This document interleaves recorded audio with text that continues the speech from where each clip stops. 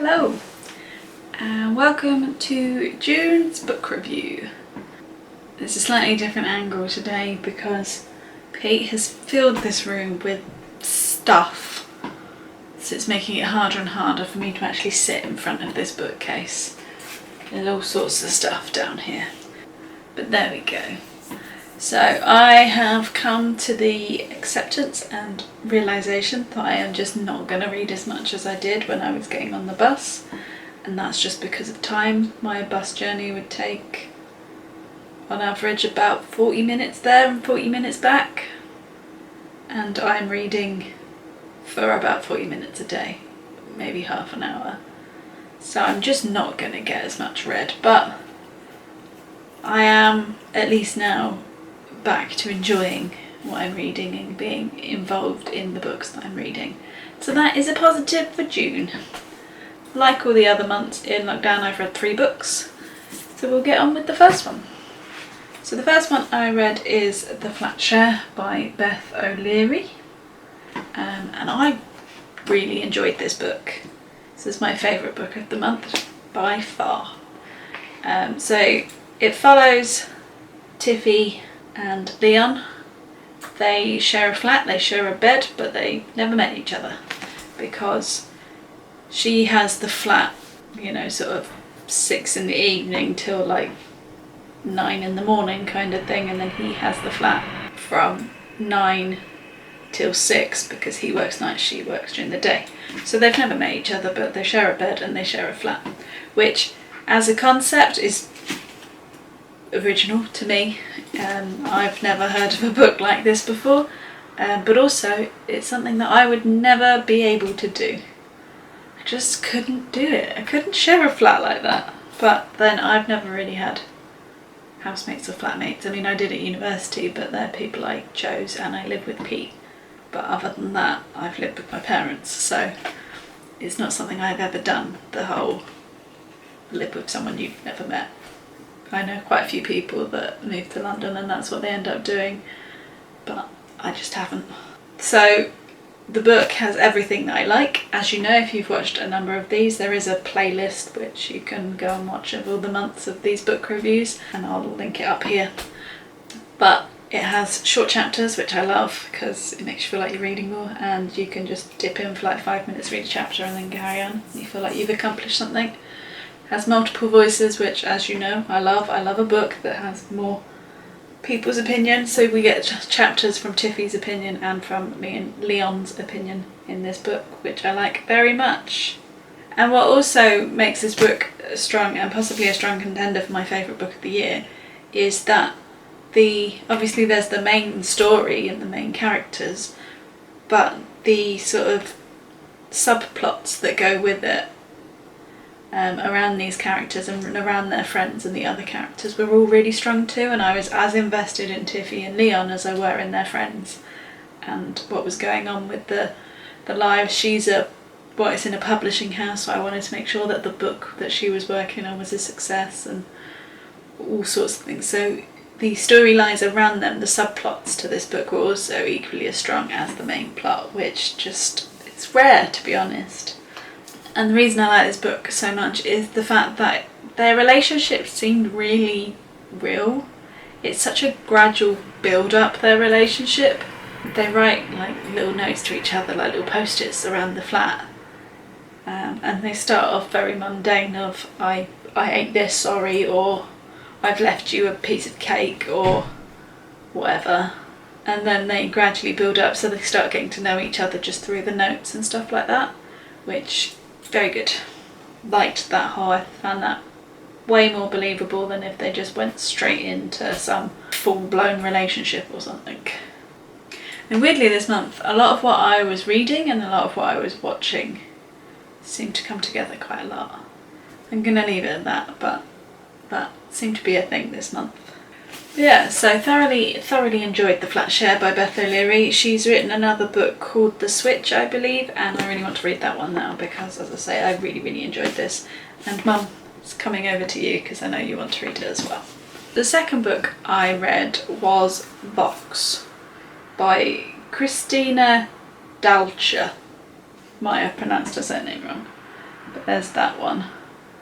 And I guess I read this because it's about a suppressed minority, which is very fitting for this month, what with it being Pride Month and all of the whole Black Lives Matter movement. So it felt very fitting to read this book this month. The basic concept of this is that women have been suppressed in American society. They've been given like this, essentially a counter, and they're only allowed 100 words a day. And once they've reached that limit, if they go over, then they essentially get an electric shock.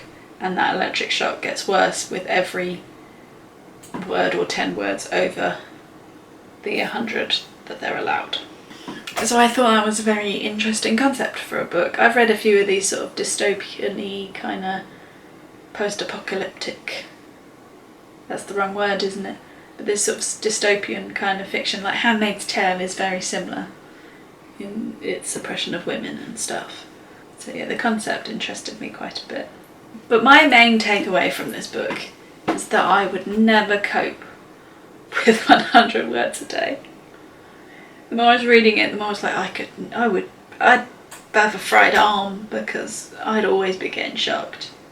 The amount of times I say to Jeff to stop it, or say his name, or tell him to stop licking, the amount of times I have to repeat what I say to Pete because he's either not listened or not heard what I'm saying, and the amount of times I talk to myself.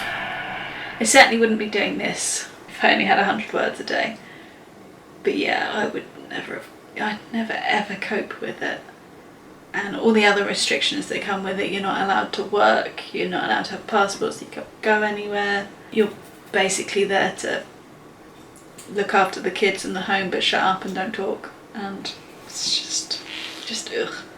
But on the downside, I feel like Christina tried to cram way too many things into this book. I feel like every idea that she had went into it, whereas I think she should have filtered it a bit more, because everything felt rushed. All the ideas felt rushed. None of them seemed to make that much sense together. I mean, there's just too much in it. I did read a little bio, and I think she won some like writing competitions, like fan fiction-y writing competitions or something like that, and I think it kind of shows in the way that she's put the novel together. But then I guess with editors and stuff, they probably should have picked that up, so maybe I'm in the minority in thinking that there was just too many concepts in it. They should have just stuck with obviously the 100-word thing, because that's the main thing and my main takeaway from it. But obviously the whole book is about them rebelling against it. But there was all these other little strands that kept coming in, and they made sense, but there was just too much, which meant that the ending was super rushed. Nothing was really explored very well, and yeah, because of that it made the book not as good. I'm a bit tired, which is why my words are coming out a bit muddled. But yeah, that was Vox by Christina Dalcher. So the last book I read in June is Let It Go by Jen Calonita. So this is another one of those Disney twisted tales. My brother got this one for me for Christmas because Frozen is supposed to open on the West End in about September. Obviously it's not going to, but I have the card somewhere. Here you go. He's written me an IOU for a Frozen ticket, so it was in the book, so that's why I've got the twisted tale. So as I say, if you've followed some of my other book reviews, you'll know that I've read the Beauty and the Beast twisted tale, which I really liked, and I'll add a link to that one up here, and the Sleeping Beauty one, which I thought was less good. In fact, I thought that was pretty poor. So this one probably sits in the middle of those. It's not as good as the Beauty and the Beast one, but it is better than the Sleeping Beauty one. And basically it's the idea, the reason why it's twisted is because it's the whole point that Anna is the lost princess of Arendelle. Her and Elsa don't know about each other because when they went to see Grandpappy the troll even, Elsa tried to sort of stop him taking Anna's memories of her magic away, and then the magic crossed over and then there's this curse, which is a pretty interesting concept if you think of Frozen the film, and it does work well. However, a lot of this book is basically just a rehash of the film because Elsa and Anna in the film Frozen aren't together all that often anyway, because most of it is Anna and Kristoff and Sven and Olaf going to find Elsa to help bring back summer. So that is kind of the same in this. So it is largely rehashed of the film. Obviously they've had to put it into this new narrative, but it is quite a big rehash of the film. However, they have basically kept the personalities of Elsa, Anna, Kristoff and all of those exactly the same, which I like, because it just wouldn't have worked if they were different people. Although they did try and make out that Elsa and Hans, Prince Hans of the Summer Isles, were an item and a thing, and that aggravated me because she's too clever to be fooled by that kind of thing. So I didn't think much to that twisting of this tale. But because they're the same characters and stuff, and there's this curse, the bit at the end where Anna turns to an ice sculpture makes way more sense in this version than I think it does in the film. Can't really remember why or how she turns into it in the film. Isn't it just because she's struck by Elsa's magic again? But anyway, it does. It makes way more sense in this. And also, I love how they've tried to shoehorn the lyrics of Let It Go and some of the other songs into this. They never tried to get Fixer Upper in here though, which is probably my favourite song in the film. But certainly the lyrics of Let It Go were in this. Sometimes very well, in that you go, oh yeah, that's a lyric, isn't it? Sometimes very, very badly. Them getting the cold doesn't bother me anyway into this book, it didn't work, and it made me laugh a lot. Because it's quite clear that they've gone, oh, we need that one in, shoehorn that one in. But yeah, so that amused me greatly.